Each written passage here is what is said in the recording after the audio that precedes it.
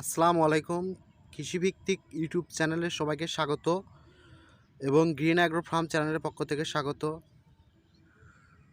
তো আমরা আজকে দেখাবো কিভাবে আধুনিক পদ্ধতিতে ছোট বেগুন গাছে কিভাবে আপনারা পরিচর্যা করবেন এবং কিভাবে অল্প সময়ে আপনারা অধিক পরিমাণে বেগুন পাবেন, এটা নিয়ে আজকে কথা বলবো।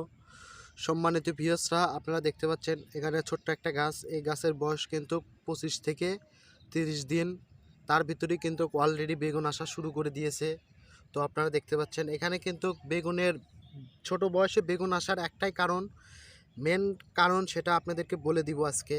সেটা আমি ভিডিও শেষে বলে দেব কি কারণে ছোট গাছে অধিক পরিমাণে ফল পাবেন, এটা আমি ভিডিও শেষে বলে দেবো। তো প্রথমেই বলে দেব পরিচর্যা।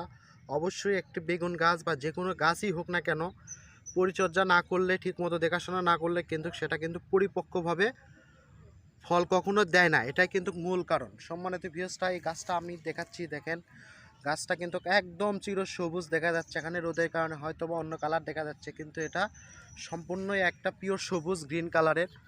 তো সম্মানিত ভিউয়ার্সরা, এই গাছটা কিন্তু খুবই সতেজ, বা পোকামাকড় নাই নাই বললেই চলে, কারণ আমি নিয়মিতভাবে এখানে দেখাশোনা করেছি এবং নিয়মিতভাবেই কীটনাশক আমি দিয়েছি।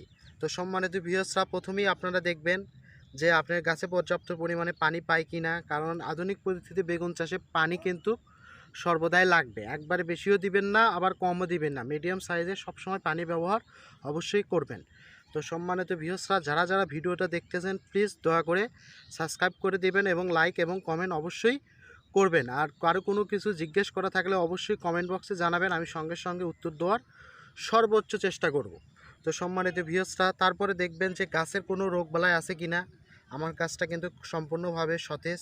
আর দেখবেন আরেকটা জিনিস লক্ষ্য করবেন যে গাছে আপনার নিচের গোড়ায় কোনো আগাছা আছে কি না। যদি আগাছা থাকে সুন্দর করে তুলে দিবেন। আমার কিন্তু আগাছা নাই, হালকা পরিমাণে দু একটা আগাছা। এটা কিন্তু আমার খোঁড়ার বাইরে, খোঁড়ার উপরে, এটা কিন্তু সেরকম না। আপনাদের কিন্তু আমার মতো করেই আমার গোড়াটা কিন্তু পিওর একটা ফ্রেশ। আর এই ধরনের পাতা মানে যেগুলো পেকে গেছে, বয়স্ক পাতা, এগুলো কিন্তু সুন্দরভাবে এইভাবে তুলে দেবেন। আর আমার গাছে কিন্তু প্রচুর ডালপালা বের হয়েছে, দেখতে পাচ্ছেন।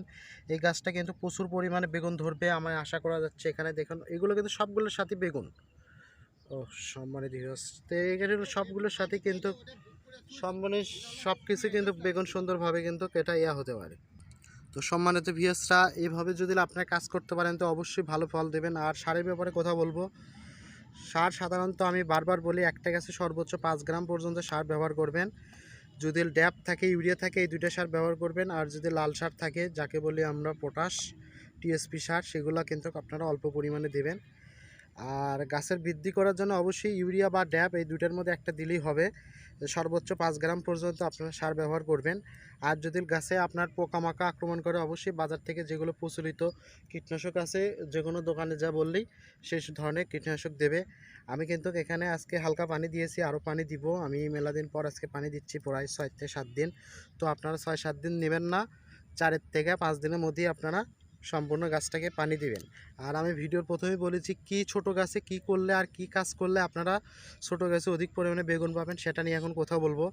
তো সম্মানিত ভিউয়ার্সরা, যখন ছোট গাছ হবে, যখন ডগা বা কুশি বেরোবে, তখন কিন্তু আপনারা 1G 2G 3G অবশ্যই কাটিং দেবেন। এটা কিন্তু আমি 1G 2G 3G কাটিং দিয়েছি দ্বিধায়, কিন্তু এই অল্প বয়সেই কিন্তু বেগুন অলরেডি ধরা শুরু করে দিয়েছে। আপনারাও তাই করবেন, 1G 2G 3G কাটিং দেবেন। আমার ইউটিউব চ্যানেলে 1G 2G 3G কাটিং কীভাবে দেওয়া হয় সেই সম্পূর্ণ ভিডিও কিন্তু দেওয়া আছে। তো সম্মানিত ভিউয়ার্সরা, আশা করি আপনারা বুঝতে পারছেন। তো ভিডিওটা আজকে বেশি বড় করলাম না, ছোট আকারই করলাম। তো আমার ইউটিউব চ্যানেলে অনেক কৃষিভিত্তিক ভিডিও আছে, আপনারা চাইলে দেখে আসতে পারেন। সবগুলোই কিন্তু শিক্ষামূলক ভিডিও, কোনো প্রতিবেদন আমি ভিডিও করি না। আমি যেটা নিজে কৃষি বিষয়ে ঢুকে পড়েছি, নিজে চেষ্টা করতেছি এবং প্রতিনিয়ত নতুনভাবে উদ্বোধন করার চেষ্টা করতেছি, যে নতুন কিছু করার সেই ধারাবাহিকতায় কিন্তু আমি আপনাদেরকে সম্পূর্ণভাবে দেখানোর চেষ্টা করি। তো আপনারা আজকে বলে দিলাম কীভাবে ছোট গাছে পরিচর্যা করবেন। তো আপনারা এইভাবে যদি পরিচর্যা করতে পারেন, অবশ্যই আপনারা কৃষক কিষানি যারা আছেন অবশ্যই ভালো একটা ফল কিন্তু অবশ্যই পাবেন। তো সবার সুস্বাস্থ্য কামনা করে, সবার দীর্ঘায়ু কামনা করে সবাইকে ধন্যবাদ জানিয়ে আজকের মতো ভিডিও শেষ করলাম। সবাই সুস্থ থাকেন, সুস্থ থাকেন, ভালো থাকেন, খোদা হাফেজ।